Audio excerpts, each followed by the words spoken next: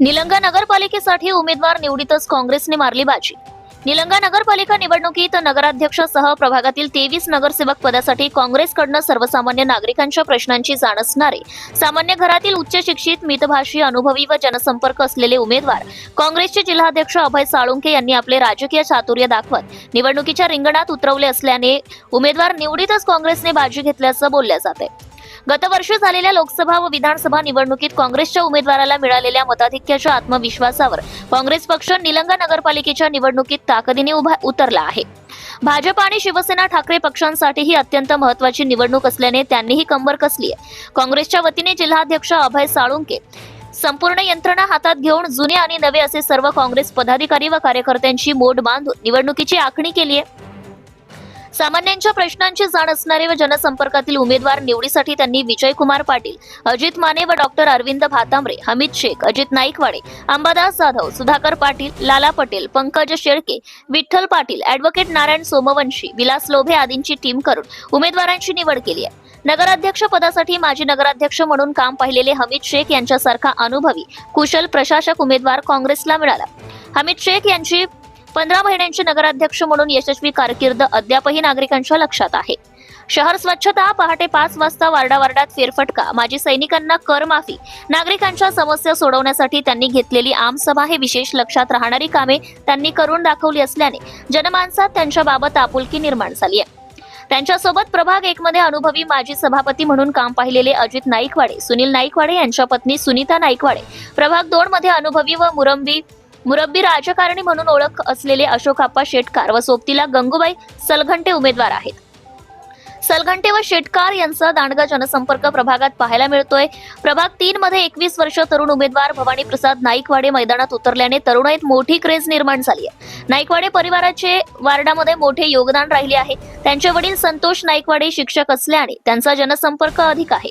त्यांच्यासोबत धनगर समाजाचे नेते जटिंग मेहत्रे यांच्या सुनबाई संगीता मेहत्रे उमेदवार आहेत। प्रभाग 4 मध्ये ओम शिंदे व अनुसया सावरे, प्रभाग 5 मध्ये मागच्या अनेक वर्षांपासून सामान्यांच्या प्रश्नासाठी झटणारे व गत निवडणुकीत थोडक्यात पराभूत झालेले प्रशांत वांसरवाडे यांच्या मातोश्री व हमीद इस्माईल शेख, प्रभाग 6 मध्ये दांडगा जनसंपर्क असलेले माजी सभापती सिराज देशमुख व चळवळीतील तरुण कार्यकर्ता तुषार सोमवंशी यांच्या मातोश्री वंदना सोमवंशी, प्रभाग 7 मध्ये इस्माईल मनियार व वकिलीतून जनसेवा करणाऱ्या परिवारातून येणाऱ्या सरोजा भोसले, प्रभाग 8 मध्ये अनुभवी व्यक्तिमत्व तालुकाध्यक्ष विजयकुमार पाटील यांच्या पत्नी सविता पाटील व चळवळीतील कार्यकर्ते नागनाथ फुलारी, प्रभाग 9 मध्ये माजी नगरसेवक असगर अन्सारी व गणेश पेटकर यांची पत्नी शिवगंगा पेटकर, प्रभाग 10 मध्ये युवा नेते गिरीश पात्रे व कौशल्या कांबळे, प्रभाग 11 मध्ये अनुभवी अल्पसंख्याक नेते इलाही चौधरी, सोबतीला राधिका पेटकर व स्वाती सूर्यवंशी उमेदवार आहेत।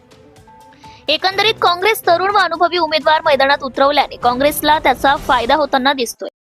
गुंडांचंच राज्य आहे।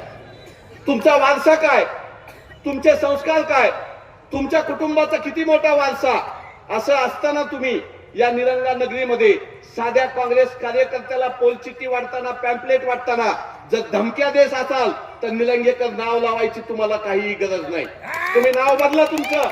हुकुमशाहीची, गुंडशाहीची, दहशतीची संस्कृती ही कधीही शिवाजीराव पाटील निलंगेकर साहेबांची नव्हती, विलासराव देशमुख साहेबांची नव्हती, यशवंतराव चव्हाण साहेबांची नव्हती, पंडित जवाहरलाल नेहरू साहेबांची नव्हती। आमची संस्कृती 18 पगड जातीला सोबत घेऊन जाणाऱ्याची आहे। आमची संस्कृती या देशामध्ये गरीबातल्या गरीब माणसांचा आवाज ऐकायची आहे। आमची संस्कृती या देशामध्ये विकासाचं राजकारण, आपापसातले मतभेद विसरून करायचे आहे। तुम्ही तो संस्कार विसरलेले आहात, तुम्ही तो वारसा विसरलेले आहात। काल मी सभा ऐकत होतो, महाराष्ट्राचे महसूल मंत्री चंद्रशेखर बावनकुळे, लाईव्ह ऐकली मी त्यांची सभा।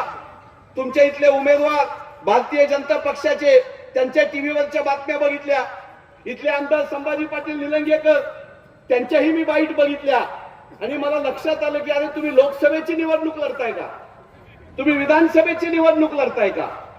तुम्हाला अजूनही बॅनरवर छापण्यासाठी नरेंद्र मोदींचाच फोटो पाहिजे, तुम्हाला अजूनही इथं प्रचार करण्यासाठी चंद्रशेखर बावनकुळेच पाहिजे। आणि आता सांगितलं अमित चाच्यांनी की महाराष्ट्राच्या तिजोरीची चावी देवेंद्र फडणवीसांच्या हातात आहे वगैरे।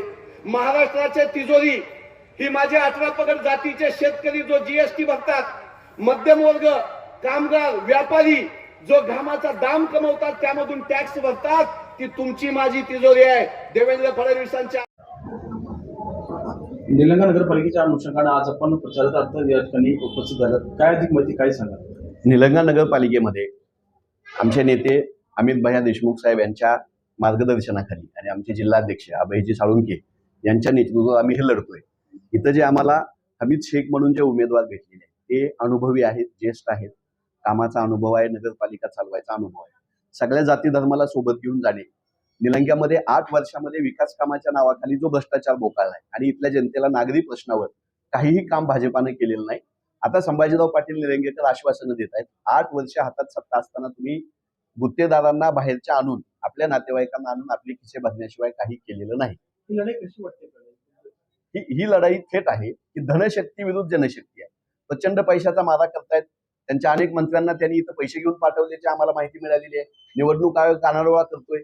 पोलीस इथले त्यांना सहकार्य करतायत.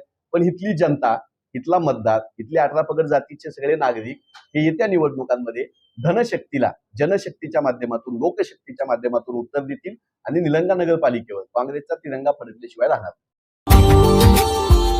Subscribe now and press the bell icon. Never miss an update.